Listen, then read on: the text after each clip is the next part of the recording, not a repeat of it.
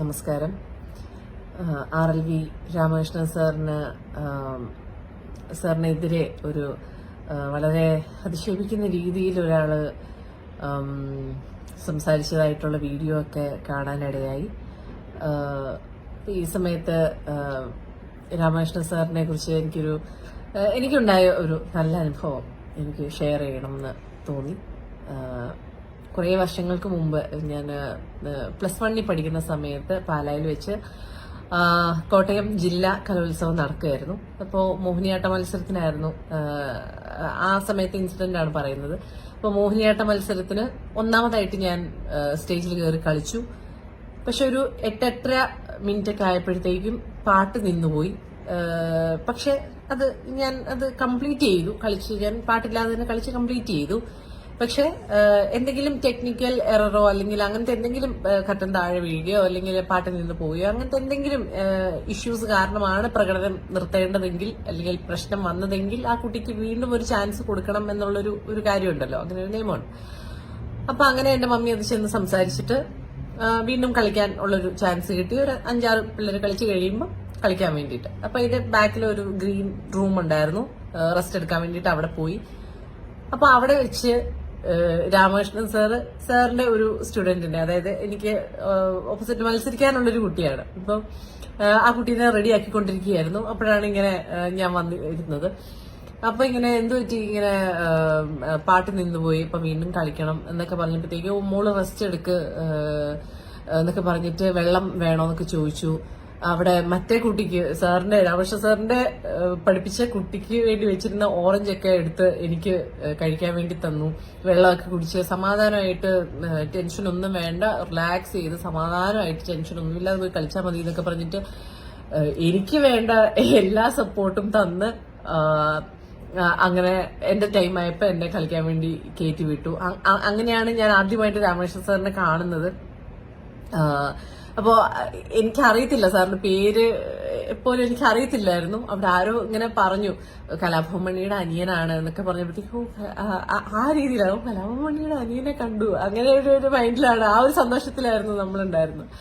അപ്പൊ അതൊക്കെ കഴിഞ്ഞ് മത്സരത്തിന്റെ റിസൾട്ട് വന്നപ്പോ എനിക്ക് ഫസ്റ്റ് കിട്ടുകയും ചെയ്തു. അപ്പോ ഞാൻ ആ സമയത്ത് എന്താ പറയുന്നത്, സാറിന്റെ കുട്ടിക്ക് ഓപ്പോസിറ്റ് മത്സരിക്കാൻ വേണ്ടിയിട്ടുള്ള ആളായിട്ട് പോലും തളർന്നിരിക്കുന്ന ഒരാൾക്ക് ഓറഞ്ച് കൊടുക്കാനും വെള്ളം കൊടുക്കാനും അതിനൊന്നും ഒരു മടി കാണിച്ചില്ല. ഒരു നെഗറ്റീവ് ഇമോഷനും സാർ അവിടെ കാണിച്ചില്ല എന്നുള്ളത് എനിക്ക് പിന്നീട് ഞാൻ ആലോചിച്ചപ്പോ ആ സാറിന് ഒന്നും തോന്നിയില്ലല്ലോ.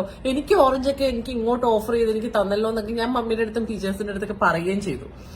അങ്ങനത്തെ ഒരു നെഗറ്റീവ് ഇമോഷനും ക്യാരി ചെയ്യാതെ ഒരു കലാകാരി, ഒരു കുട്ടി മോഹിനിയാട്ടം കളിക്കാൻ വേണ്ടി വന്ന് നിൽക്കുകയാണ്. ആ കുട്ടിക്ക് ഒരു ചാൻസും കൂടെ ഉണ്ട്, അപ്പൊ ആ കുട്ടി നന്നായിട്ട് കളിക്കണം എന്നുള്ളൊരു വളരെ പോസിറ്റീവ്, വളരെ എന്താ പറയുന്നത്, സ്നേഹത്തോടെയുള്ള ഒരു എന്താ പറയാ, ഒരു മാതൃസ്നേഹം എന്നൊക്കെ പറയില്ലേ, അല്ലെങ്കിൽ അങ്ങനത്തെ ഒരു അധ്യാപകന്റെ ഒരു നല്ല സ്നേഹത്തോടെ ഉള്ളൊരു ഇടപെടലാണ് എനിക്ക് കിട്ടിയത്. ഇത് ഞാൻ +1 പഠിക്കുമ്പോൾ ഉള്ളൊരു കാര്യമാണ് കേട്ടോ. ആ സമയത്തൊന്നും ഞാൻ നടിയായിട്ടോ അങ്ങനൊന്നും ഇല്ല. അപ്പൊ എന്റെയും ഒരു സ്റ്റാർട്ടിങ് സ്റ്റേജ് ഒക്കെയാണ്. അങ്ങനത്തെ എനിക്കും ഒരു അനുഭവം ഇന്നും എനിക്ക് നല്ലൊരു ഓർമ്മയാണ്. എനിക്കും അത് ഒരുപാട് കാര്യങ്ങൾ എന്നെയും പഠിപ്പിച്ചു. എനിക്കും നല്ലൊരു പാഠമായിരുന്നു എന്നുള്ളത്. ആരായിക്കോട്ടെ എന്തായിക്കോട്ടെ, ഒരു കല അല്ലെങ്കിൽ ഒരു കലാപ്രകടനത്തിനായിട്ട് നിൽക്കുമ്പോൾ ആ ആളോട് ഉള്ള സപ്പോർട്ടാണ് നമ്മൾ കാണിക്കേണ്ടത്. ആ ആളെ വളരെ സ്നേഹത്തോടെയും കൈൻഡായിട്ടും വേണം ആ ആളോട്. അത് ഓപ്പോസിറ്റ് മത്സരാർത്ഥിയാണെന്നുള്ള ഒരു നെഗറ്റീവ് ഇമോഷൻ ഒന്നും ക്യാരി ചെയ്യാതെ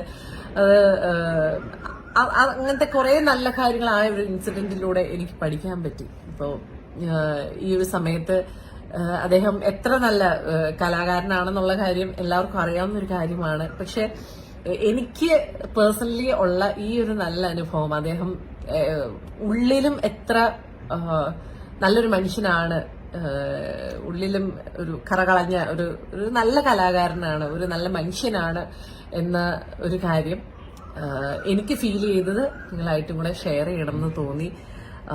ഇപ്പോ സമൂഹത്തിലെ എല്ലാവരും തന്നെ സാറിന്റെ രാമകൃഷ്ണ സാറിന് സപ്പോർട്ടായിട്ട് വന്നിട്ടുണ്ട്. ഒരുപാട് ചർച്ചയായിട്ടുണ്ട് ഈ ഒരു വിഷയം. ഇന്നത്തെ ഈ ഒരു സമൂഹത്തിൽ ഒരിക്കലും അങ്ങനത്തെ ഒരു കാര്യം ആരും നേരിടാൻ പാടില്ല. അപ്പോൾ എല്ലാവരും സാറിന്റെ കൂടെയുണ്ട് സപ്പോർട്ടിനായിട്ട്. ഞാൻ